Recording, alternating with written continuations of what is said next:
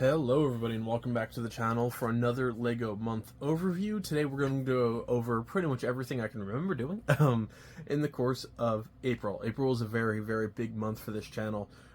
Lighting kits galore, which is very exciting. Finishing up most of the city with the Mills plates. You'll even see the museum has been moved since...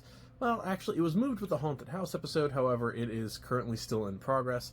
I needed a couple pieces and just wasn't going to be finished in time for my schedule for April, so I'm going to be pushing that till May. May is also going to be the start of my huge Hogwarts project as well, which is going to span about 7 feet long. I've also made preparations for potentially a third level of the city underneath this one, actually, and then the area above this is going over some nice overhauls shortly as well. Right now I still have about 15 sets in my backlog, and none of those are considering the custom ones. So very excited. The next building I'll be adding lights to is the Daily Bugle, and then most likely the museum or the police station.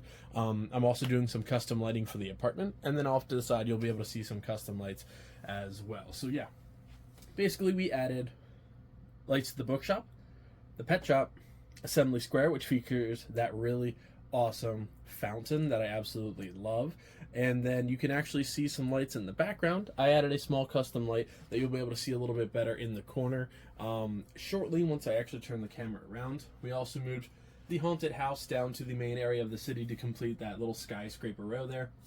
The police station will be moved eventually, however, given that the Avengers Tower is a little bit tough to put next to, the Sanctum Sanctorum will be going there eventually to complete the little Marvel skyline, which I absolutely love. We also added the custom sit complex very first level down here. That is also just the start of everything, and then since then I've added custom lights to that. Again, I'll show you that a little bit more in closer detail. We have the custom apartment building, of course, which has some lights. See if I can show that off as I break it. Some lights for now, but it's definitely going to be added more in the future. It's just going to be its own little separate video. I also appreciate all of the comments from that video and a lot of people asking about it, checking out the creator hopefully, so thank you guys so much for that one. Definitely my most successful LEGO video in quite a while, so thank you guys so much for that. But yeah, in terms of what we're looking for in the future here, of course the sidewalk was a big deal. I have not added lights to the 12 Grimmauld Place over there in the corner for Harry Potter, just because that is temporary. I do like adding some details around it, but just like the apartment complex, it will be moved to another portion of the city once I get a little bit farther in. In terms of May, I'm not 100% sure all what we're going to be adding. However, we'll be upgrading quite a bit. So the Daily Bugle, I do have the light kit ready to go for that, and I also made a custom Mills plate for it that is going to fit around the table leg in the back, so look forward to that coming soon. And I also have the Mills plate ready for the police station as well. The biggest project will be upgrading that Avengers Tower, and how I'm trying to do it, since they're in the back and they're just really hard to get to without destroying quite a bit of my city. I'm going to be upgrading the Daily Bugle Mills plate in one video, just because it's custom, it's huge, and I want to repair it and talk about some of the details anyways. So I'll be doing that in one, and then doing the light kit in another. It's a nice way to kind of separate and do two projects in one while I'm demolishing it all at once. So that'll be definitely pretty cool. More custom work to the boardwalk, which we'll be taking a look at in a second. Finishing up the lighting kit here. I'm still debating whether or not the museum is going to go here next to the police station, just because I think those two look the best together. However, Assembly Square looks fantastic with that water fountain and everything straightforward. So I'm not sure, but I don't like the Assembly Square too much next to the museum. I'm honestly not 100% sure how the layout's going to go yet. But eventually, these three will likely be moved. They're obviously very special to me, but they're not my favorite in terms of the look, so they will eventually be moved. But right here, just like the fact that these match really well, and the fact that that matches 12 Grimmauld Place really well, was all an accident, and it worked out really well. The museum has that really old-fashioned feel, and it feels very similar to the police station, and honestly, it would look really good next to the Haunted House. The only difficult portion of the Haunted House, it's really tall and it doesn't really fit too well, but it's huge and it's extremely tall, so that's why it's in the background for now. The Haunted House could be moved again. I know I just got it down here, but Once the top portion of my city starts getting mills plated, I just bought 3 packs of roads for it, so that's going to be started before long. We'll see. But I do not know if the haunted house is going to be staying in this portion of the city. We also have the Sit Complex Tower, which is going to be a base plate and a half long, and eventually is going to be extremely tall. So the Sit Complex might be moved eventually, but we'll see. It all depends when these corner buildings get here and once I actually start having to move around, because the corner garage and the Grand Emporium, or the Grand Emporium and the Palace Cinema, will be down here eventually, and then we can work our way around. So definitely a lot of cool things coming up. I also want to do a custom modular build of the family restaurant, which is going to be a corner build, most likely in 12 Grimald Place's spot, or I will be working it around just to see if I can get maybe like the downtown noodle shop or something like that. I'm not sure. The corner builds are definitely going to be pretty cool. However, the one reason I'm not fully committed to that being a corner is if it's not going to be a turn, imagination's sake, I might just try and work a small modular building in that corner. So I'm not 100% sure yet, but that is at least all of the stuff I'm debating for the city. You can see the up house in the background there. He's just taking up some spot. I have a weird I have a mills plate full, half of a mills plate, and then a really small mills plate in the corner. So it's just a little bit awkward just because of how the table leg works. Now I had to actually get that in there. So I'm not entirely sure what I'm going to do there yet. I obviously could have ripped it out and done a actual street there for an intersection, which I'm still debating, but we'll see. Again, it's not too hard to change a lot of this now that it's mills plated, but everything with lighting kits is definitely the more difficult one. But yeah, that's what we're looking at for the actual city. A little off camera, you can see I have tons of fishing gear just off to the side. I'm reorganizing all of that stuff for the start of the season. So you'll see probably fishing stuff on random shelves. Sorry about that. It is what it is. Then if we just turn a little bit, we get a nice look at the growing boardwalk.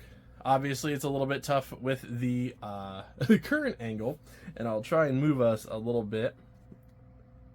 There we go. We can see the shrimp shack a lot better now. I did add some lanterns to the outside, or not lanterns, but street lamps, so you can see the lamp on the boat is completely lit up. The actual Shrimp Shack restaurant, which is a custom build by me, which I really enjoyed, and then a lamppost in the front. I don't have a actual dedicated lamppost with the wire run through, so I did run a couple connector plates, and it's pretty cool how all right, I'll say I kind of like how I'm doing it there. The lampposts are really on their own little island, so I'm actually running them through the bottom of the mills plates like I'm trying to do in the city, like a sewer system, and they're actually running out the back of the open building. So I like it. Not perfect yet, but since it's the very beginning, I'm not entirely obsessed with making sure every wire is hidden, making sure it's perfect, just because since it's in the beginning stages, it's going to change. You can also see in the bottom left-hand corner there, I put the little Daily Bugle station, the little sales pitch guy. She's going to be running her little area in the corner for now, and I added a really small light to the top of it so it looks actually in use. And then right over here to the lighthouse, I did light up the outside of it. That's kind of on its own. That is completely just its own little wire and own connector board right now. I had a couple more lampposts, some people, a fisherman, and a bunch of other stuff to the actual boardwalk. So I'm very, very excited with how that's actually turning out. The boutique hotel is going in the corner as of now. That surf shack that I've been talking about for ages is going to become a tiki bar restaurant, which is going to be pretty cool. Very excited for that one. That's going to be another rebrickable model by Rebricked, and I'll be adding it to the city, mills plating it, and all that good stuff. I also added a little staircase getting down from the beach to the actual boardwalk as well. You got some fish, and eventually I will be adding lights to the custom tiki shop, lights to the boutique hotel. There's a Coast Guard tower actually behind this. I have the pieces ordered, or actually the pieces have arrived, to do a custom Coast Guard unit. So that's going to be pretty cool. Lots of cool stuff coming up for that. And again, most of the stuff will probably take well over the next month, just because I have a huge array of projects going on. And I've already started scheduling for May, deep into May. So it should be pretty interesting, but we got a lot going on. The Hogwarts project is going to be just about my biggest project ever, so that's going to take up a lot of my time. But don't worry, the city is definitely getting some upgrades. Now let's take a look at a couple of the smaller things that have changed throughout the room as well. Of course, we have the wall of some giants over here, like the UCS Venator ship. that huge Star Destroyer, and another big light cruiser next to it. We got a Razor Crest as well. Of course, we come around here to one of my favorite LEGO sets ever, the Troll Mountain Fortress. A design custom in the making, which is going to be Voldemort versus Dumbledore. The Battle of Hogwarts, which coming soon, I'm going to actually be talking about all the minifigures that are being added off camera. The Black Falcon Knight Fortress, which has some custom build techniques for me as well. One of my favorites ever, the Lion Knight's Castle. And one of the newest additions to my collection. Yes, that thing has still fallen, and no, I'm never going to fix it. I'm instead going to cover it up with pop figures, because you can cover up anything with retail therapy. But here we, of course, have the Dorune House Atreides Ornithopter, one of the coolest sets I've probably ever built. Definitely check out that review if you haven't already.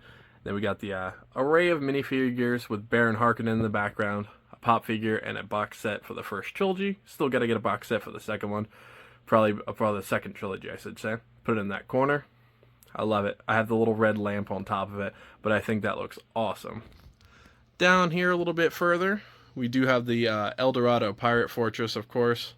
We still have a bunch of fishing lures and just random stuff sitting with the Jurassic Park station and the Monster Fighters castle as well, which I'm definitely a really big fan of.